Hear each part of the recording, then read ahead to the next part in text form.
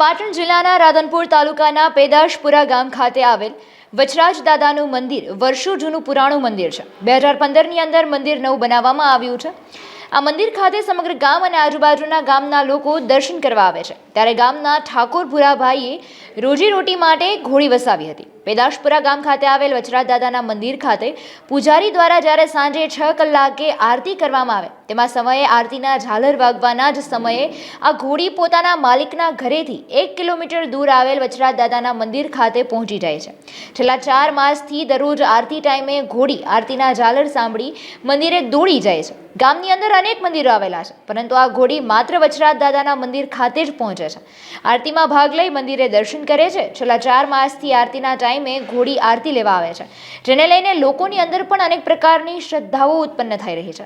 લોકો ઘોડીના દર્શન કરી ધન્યતા અનુભવે છે અને માલિક પણ ઘોડીની પૂજા કરી રહ્યો છે। સાધુ જમનાદાસ મણીરામ, જ્યારે હું આરતી કરું છું ત્યારે ઘોડી કાયમ આરતી લેવા આવે છે અને ઘોડી મારી છે, બરાબર। અને ઘોડીને આરતી ટાણું થાય એટલે અમે છોડતા નહીં, તો એના હાથે તોડાવે એમ કરીએ છીએ, અમે છોડી દઈએ છીએ અને વાસડા દાદે આરતી લેવા જાય છે। અમે ઘોડીને પૂજા કરીએ છીએ। મુકામ પેદાશપુરા, તાલુકો રાધનપુર, જિલ્લો પાટણ। જે અમારા પેદાશપુરા મુકામે વચરાજ દાદાનું મંदिर આવેલું है, पुराणी मंदिर है।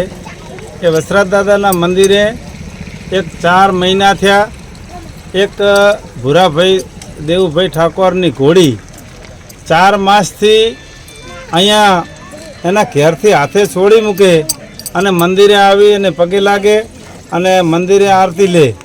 एटले खरेखर आ मने एवुं लागे है चमत्कारी अने कहीं वचराज दादानुं कहीं स्वरूप होय तो कहीं कहेवाय नहीं, कारण के आवा जो पशु ने पण जो आवी खबर पड़ती होय अने पशु जो अहींया आवीने वचराज दादा ने नमन करतो होय तो आ कलियुग में शुं कहेवाय।